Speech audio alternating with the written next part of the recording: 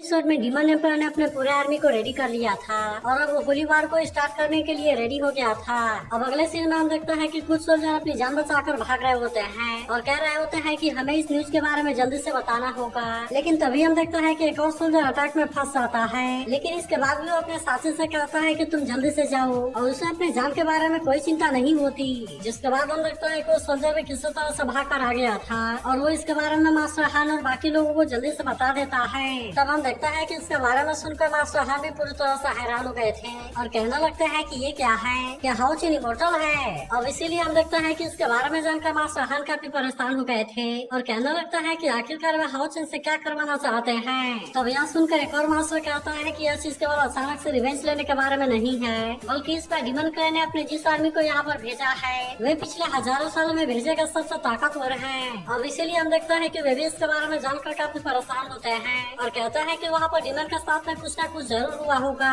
लेकिन तभी हम देखते हैं कि एक और मास्टर गुस्सा होने लगता है और कहता है कि ये कैसे पॉसिबल है कि हाउ चिन उसके घर में चला गया। मगर तभी हम देखते हैं कि मास्टर यान भी इसके बारे में सोचकर काफी परेशान होते हैं और कहते हैं मुझे डर है कि शायद यह चीज तुम्हारी इमेजिनेशन से भी परे है। फिर हम देखते हैं कि वे इनसे पिछले रात वाले इंसिडेंट के बारे में बताने लगते हैं जहाँ पर इनके सील थ्रो ने इनके साथ में ऐसे रेजुनेट किया था जैसा कि आज तक पहले कभी नहीं हुआ था। फिर वे बताने लगता है कि उस रात मैंने कुछ बहुत अजीब देखा था जहाँ पर मैंने देखा कि डीमन क्लैन का एक डिमोनिक पिलर डिस्ट्रॉय हो गया था। लेकिन अब इसके बारे में सुनते ही सभी इस बात से काफी हैरान हो गए थे क्योंकि किसी को भी इस बात के ऊपर यकीन नहीं हो रहा था। इसीलिए वे सभी कहता है कि एक ऐसा पॉसिबल है क्योंकि हजार सालों में ऐसा कभी भी नहीं हुआ। तब इस पर मास्टर यान कहता है कि जब मैंने डिमोनिक पिलर को डिस्ट्रॉय होने के बारे में सेंस किया तब उसी समय अचानक से एटर्निटी और क्रिएशन की डिवाइन सील थ्रोन कॉल करने लगी। इसीलिए मैं तुम्हें बताना चाहता हूँ कि इसे कॉल मैंने ही फील नहीं किया बल्कि और भी दो डिवाइन सील नाइट ने इसके बारे में फील किया था। फिर वे कहता है कि थ्रोन शायद हमें कुछ बताना चाहती है और शायद वो कहना चाहती है कि हमें डील करना होगा।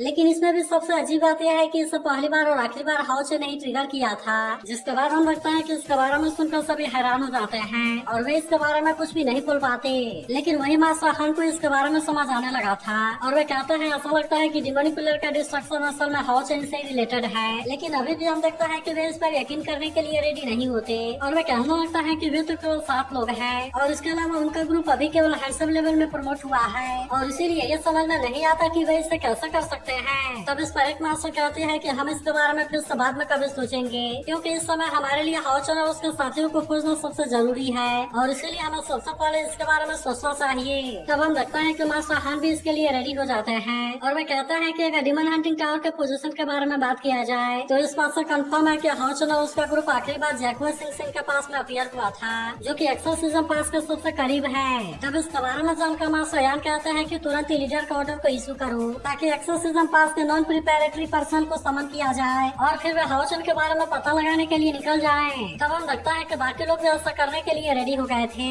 लेकिन तभी हम देखता है कि कोई यहाँ पर रिपोर्ट करने के लिए आ जाता है और बताता है कि गार्डियन लॉन्ग ने आपसे मुझे बताने के लिए बोला है क्योंकि वे पर्सनली अपने ग्रैंडसन को लेने के लिए जाने वाले हैं। तब इसके बारे में सुनकर मास्टर यान और ज्यादा परेशान होने लगते हैं और कहता है ऐसा लगता है कि यहाँ पर बहुत ही खतरनाक बैटल होने वाली है। इसीलिए अगर जे ड्रैगन पास में कोई गार्डियन नहीं हुआ तो फिर असल में बहुत बड़ी प्रॉब्लम है। लेकिन तभी मैसेंजर कहता है कि आपको इसके बारे में चिंता करने की जरूरत नहीं है क्योंकि यूलुंग पास में जिस डिमन आर्मी ने अटैक किया था उसमें टोटल 8,315 डिमन थे, लेकिन वहाँ पर गार्डियन के सामने कोई भी कुछ नहीं कर पाया और वे सभी एक एक करके उनके हाथों मारे जा चुके हैं। तब हम देखता है कि मास्टर हान और मास्टर यान इसके बारे में कुछ भी नहीं बोलते। तभी अगले सीन में हम किसी जगह का सीन देखते हैं जहाँ पर के बहुत सारे डिमन फैले हुए थे और इनका लीडर कहता है कि तुम यहाँ पर ध्यान से खोजो क्योंकि मुझे साफ तरीके से सुनाई दिया कि यहाँ पर कोई मूव कर रहा था। तभी हमें पता चलता है कि यहाँ पर और कोई नहीं बल्कि हाउ चेन का ग्रुप है जो कि अपने आप को बचाने के लिए यही पेड़ के पीछे छुपे हुए थे। तभी इससे भी सुन सकता है कि मैटल थोड़ा सा आवाज कर देता है, इसीलिए डीमन जैसे ही इसके आवाज को सुनते हैं वे तुरंत ही अपने पावर का यूज करके अटैक कर देते हैं। मगर फिर भी हम लगता है कि वे तुरंत यहाँ से साइड हो गए थे और इसीलिए उनको इस अटैक से कुछ भी नहीं हुआ था।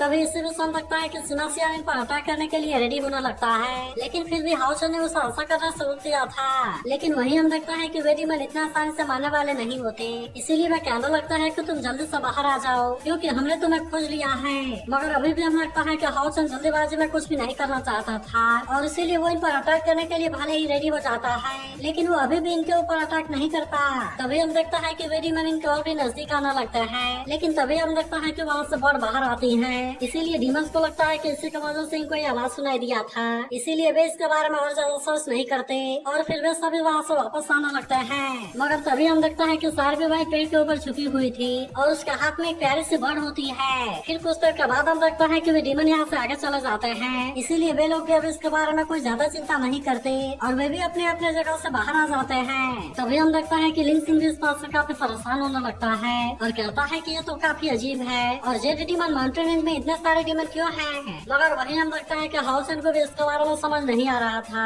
और वो भी सोचने लगता है कि डीमन क्लैन आखिर ऐसा क्यों कर रहा है। मगर तभी अचानक हम देखता है कि हानी के साथ में कुछ होने लगा था। इसीलिए ये देखते हैं सभी इस बात से काफी परेशान हो जाते हैं और वे पूछने लगता है कि हानी तुम्हारे साथ में क्या होने लगा। तब इस पर हानी बताता है कि हेरिटेज क्राउन की पावर अचानक से फ्लक्चुएट होने लगी है और फिर वो कहता है कि नाइन्थ पिलर के एंजल और डीमन को हराना होगा। तभी अगले सीन में हम किसी डीमन पैलेस का सीन देखते हैं जहाँ पर कि बहुत सारे डीमन इधर उधर घूम रहे थे। लेकिन तभी अचानक से हम देखता है कि ऊपर कोई पावर जनरेट होने लगती है जिसको देखते हैं सभी इस बात से काफी परेशान हो गए थे क्योंकि अचानक से इनके ऊपर बहुत सारे प्रेशर क्रिएट हो गए थे और इसीलिए वे नहीं समझ पाते कि इनके साथ में क्या होने लगा। मगर तभी हम देखता है कि और कोई नहीं बल्कि डीमन कोड बाईमैन है जो इनसे पूछता है कि बाकी डीमन कहाँ हैं। फिर वो इनसे कहता है कि तुम जल्दी से उनको आने के लिए बोलो क्योंकि मैं इनसे मिलना चाहता हूँ। फिर अगले सीन में हम देखता है कि बाईमैन अंदर आकर बैठ गया था जहाँ वो कहने लगता है कि पता नहीं क्या गलत है और क्या सही है। तभी इसी भी सुन सकता है कि यहाँ पर कोई शैडो घूमने लगती है लेकिन वही बाईमैन को भी इसके बारे में पता चल गया था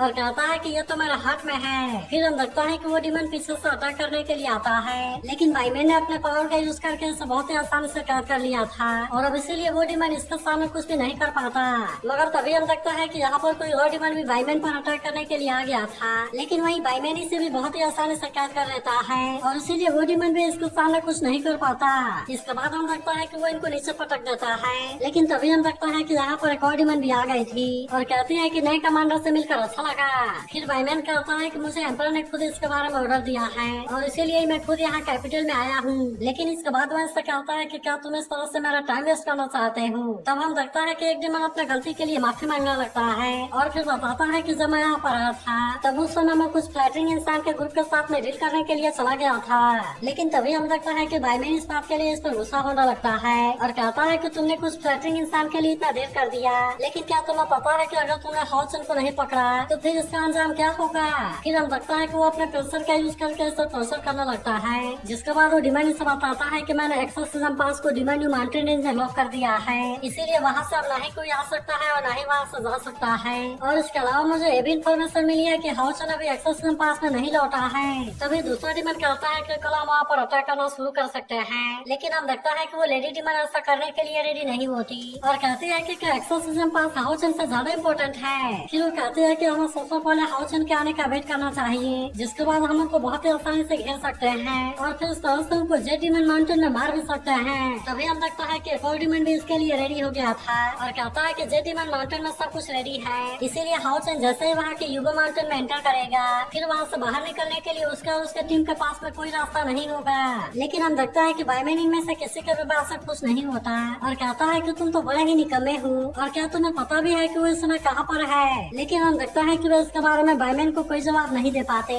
क्योंकि इनको हाउसन को लोकेशन के बारे में कुछ भी पता नहीं था। तब हम देखता है कि बाईमैन अपने एंजेलिक लाइन वाले पावर का यूज करने के लिए रेडी हो जाता है और कहता है कि हम उसे इसके लिए खुद ही कुछ करना होगा नहीं तो फिर हम इनके भरोसे हाउसन को नहीं खोज सकते। अब इतनी बात कहने के बाद हम देखता है कि वो अपने एंजेलिक लाइन वाले पावर का यूज करने लगता है और कहता है कि एक्सोर्सिज्म माउंटेन का रेंज तो काफी बड़ा है इसीलिए वहाँ पर हाउसन को खोजना इतना आसान नहीं होगा। फिर हम देखता है कि वो अपने इस पावर का यूज करके यहाँ के क्रिएशन को अपने कंट्रोल में करने लगा था ताकि वो इनका यूज करके यहाँ पर नजर रख सके और उस तरह से हाउसन के बारे में आसानी से पता लगा सके। फिर वो कहता है कि उससे पूरी जगह मेरे एंजेलिक लाइन के सर्विलांस में होगा इसीलिए हाउसन मेरे नजरों से नहीं बच सकता और इसीलिए वो जैसे ही बाहर आएगा वो इसमें फंस जाएगा। मगर वही हम देखता है कि हाउसन को इसके बारे में पता चल गया था इसीलिए वे सभी वहाँ से बचने के लिए भागने लगते हैं। फिर अपने एंजेलिक लाइन वाले पावर का यूज करने लगा था ताकि वो हाउसन और उसके साथियों के बारे में पता लगा सके। लेकिन हानि को पता चल गया था कि ये चीज इनसे केवल 500 मीटर की दूरी पर है और इसीलिए वे सभी अपनी जान बचाने के लिए वहाँ से भाग रहे होते हैं। तभी हम देखते हैं कि लिंसिन इस बात से काफी परेशान होने लगा था और कहने लगता है कि अब तो इसमें काफी देरी हो गई है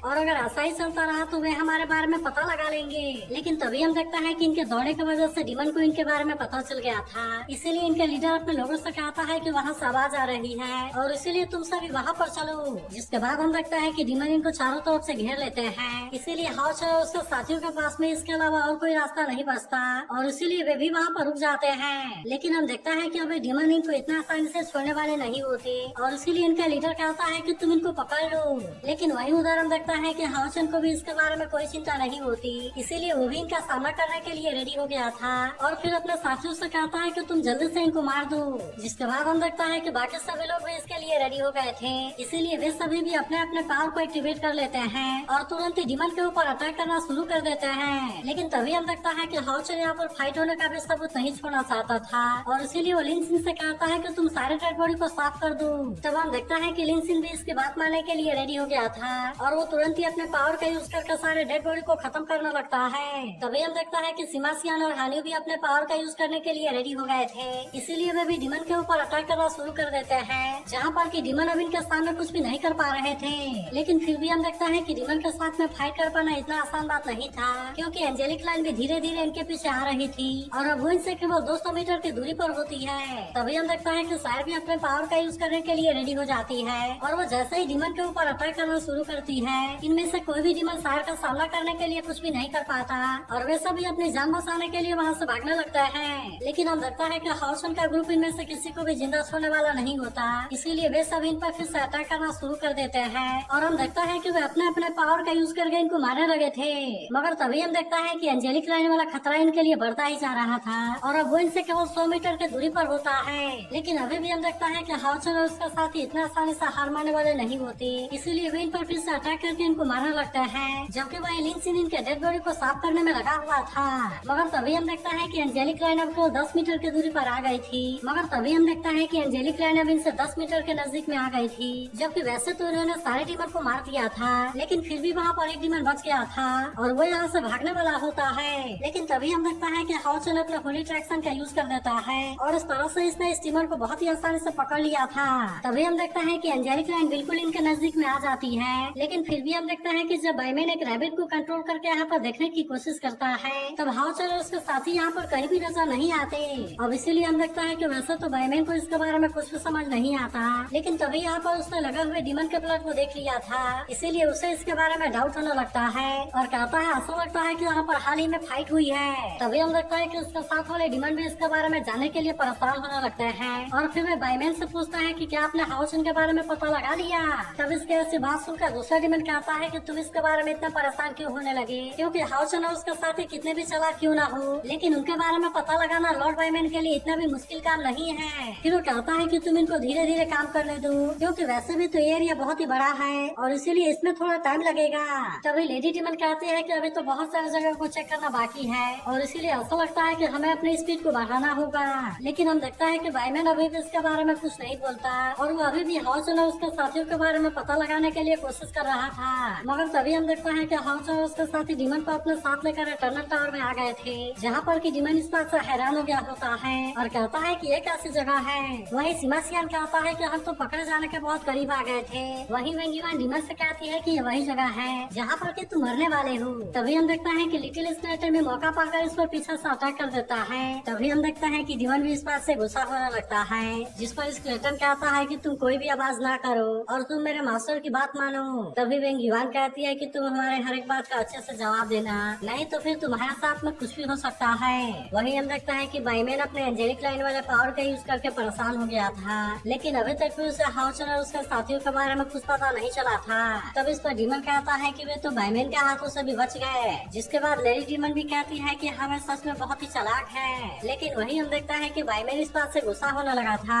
वही उधर हाउसन अपने साथियों से कहता है कि डिमोनिक पिलर के डिस्ट्रॉय होने का असर बहुत ज्यादा है, जैसा कि हमने इमेजिन भी नहीं किया था। वही हम देखता है कि चिन भी इस बात से परेशान होने लगी थी और कहती है कि मैंने तो इसके बारे में कभी उम्मीद नहीं किया था, लेकिन डीमन ने तो होली वार को इतनी जल्दी से स्टार्ट कर दिया। अब इसीलिए हम देखता है कि वे सभी इस बात से काफी परेशान होने लगे थे और किसी को कुछ समझ में नहीं आ रहा था कि वे इसके बारे में क्या करें। वही लिन सिन भी कहता है कि अब तो ये पूरी जगह डीमन से भरी हुई है। इसके अलावा एक्शन सीजन 5 के बाहर लेवल 9 वाले डीमन हैं, जिनको की अलायंस और 4 डीमन गॉड लीड कर रहे हैं। तभी हम देखता है कि हनी भी इस बात से काफी परेशान होने लगा था और कहता है कि केवल यही नहीं बल्कि डीमन क्लैन की तरफ से कल डीमन आर्मी के लिए बहुत बड़ी सप्लाई भी आने वाली है। इसीलिए मुझे लगता है कि अगर वे ऐसा करने में कामयाब हो गए तो फिर एक्शन सीजन 5 के लिए इनका सामना सामना करना काफी मुश्किल हो जाएगा। अब इसीलिए हम लगता है कि इसके 12 लोग सुनकर सभी काफी परेशान होने लगे थे और कहने लगता है कि हम तो इनको हरा भी नहीं सकते और अब इसीलिए हम इसके बारे में क्या करें। लेकिन तभी हाउचेन से कहता है कि तुम इससे कोई भी इसके बारे में चिंता ना करो, क्योंकि मैं तुम्हें यहाँ से एक्सोर्सिज्म पास में लेकर जरूर जाऊंगा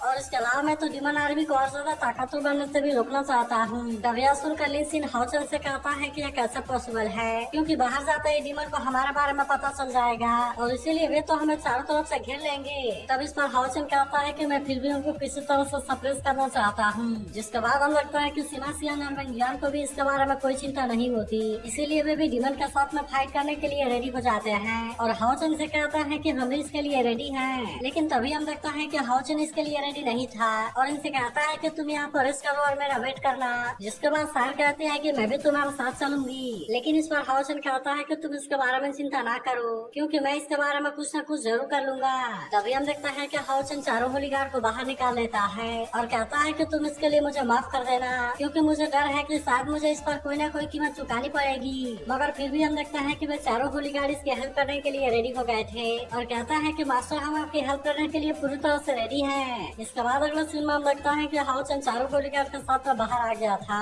जहाँ पर कि ये पांचों बिल्कुल एक जैसे ड्रेस में आ गए थे और फिर हाउचेन इसको बताता है कि अब हम यहाँ से 2 ग्रुप में डिवाइड होने वाले हैं, क्योंकि मैं डीमन के चारों मेजर ग्रेनेड को डिस्ट्रॉय करना चाहता हूँ। तब हम देखता है कि वे सभी भी इसकी बात मानने के लिए रेडी हो गए थे, जहाँ पर कि वे चारों एक साइड में जाते हैं, जबकि वहीं हाउचेन किसी दूसरे डायरेक्शन में निकल गया था। अब अगले सीन में हम देखता है कि होली गार्ड ग्रैंडी के पास में आ गए थे, जहाँ पर कि वे डीमन से भी अपने आप को बचा रहे होते हैं और हम देखता है कि वे तुरंत एक ग्रैंडी में आग लगा देते हैं। तब यह देखते ही डीमन इस बात से काफी परेशान हो गए थे और वे तुरंत ही अपने ग्रैंडी को बचाने के लिए जाने लगते हैं। मगर हम देखता है कि होली गार्ड इनको इतना आसानी से इसमें कामयाब नहीं होने देना चाहते थे, इसीलिए वे भी इनका सामना करने के लिए रेडी हो जाते हैं और हम देखता है कि वे इनके साथ में फाइट करने लगे थे। मगर फिर भी हम देखता है कि वे डीमन इतना आसानी से मारने वाले नहीं होते और इसीलिए वे फिर से होली गार्ड को घेरने लगते हैं। लेकिन तभी हम देखता है कि इनके एक और ग्रेनेड में आग लग गई थी, इसीलिए वहाँ के डीमन फिर से वहाँ पर जाने लगते हैं। लेकिन तभी हम देखता है कि होली गार्ड भी अपने पावर को एक्टिवेट कर लेता है, इसीलिए वो इसका यूज करके अभी इन पर अटैक करने लगा था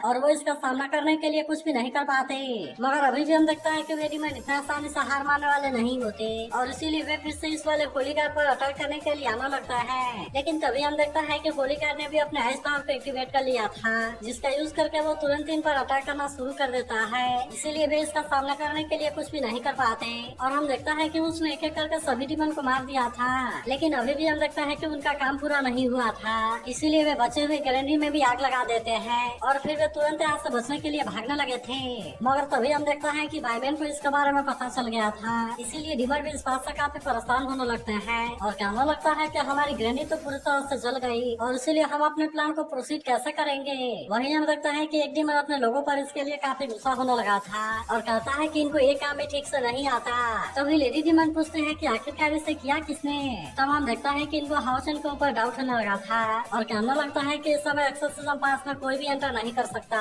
इसीलिए मुझे लगता है कि इस समय केवल वही है जो कि हमारे साथ में ऐसा कर सकता है। तभी इस पर एक डीमन कहता है कि वह तो अभी भी हमारे एंजेलिक लाइन के सर्विलांस में है और इसीलिए हम उनको बहुत ही आसानी से पकड़ सकते हैं। मगर तभी बायमैन कहता है कि उन्होंने ग्रेनेड को धीरे धीरे जलाया, इसीलिए मुझे लगता है कि ये चीज इतनी सिंपल नहीं है। अब इसीलिए हम लगता है कि वो इसके बारे में और ज्यादा पता लगाना चाहता था ताकि उसे असली प्लान के बारे में समझ आ सके। तभी हम लगता है कि यहाँ पर उसे 5वां इंसान भी दिखाई देता है, इसीलिए इसके बारे में जानकर वे सभी हैरान हो गए थे। तब इस पर बायमैन कहता है कि वह तो सभी से छुप रहा है और वो सीधे एक्सोर्सिज्म पास के तरफ जा रहा है, इसीलिए मुझे लगता है कि वो 4 लोग केवल हमारे ध्यान को भटकाने के लिए थे। अब इसीलिए इनको यकीन हो जाता है कि और कोई नहीं बल्कि हाउचेन ही है और वे कहने लगता है कि इसने तो हमें पूरी तरह से ट्रिक कर दिया था। अब इसीलिए हम लगता है कि वे बाकी 4 लोगों के बारे में कोई चिंता नहीं करते और वे सीधे हाउचेन का पीछा करने के लिए निकल जाते हैं। मगर वहीं हम लगता है कि बायमैन उन 4 लोगों को भी नहीं छोड़ना चाहता था और इसीलिए वो कहता है कि जिन 4 लोगों ने हमारे ग्रेनेड को डिस्ट्रॉय किया है, फिर हम लगता है कि उसने इनको अपने एंजेलिक लाइन का सपोर्ट भी दे दिया था और कहता है कि इनमें से कोई भी जिंदा बच कर नहीं जाना चाहिए। जिसके बाद हम लगता है कि वे सभी भी बायमैन की बात मानने के लिए रेडी हो गए थे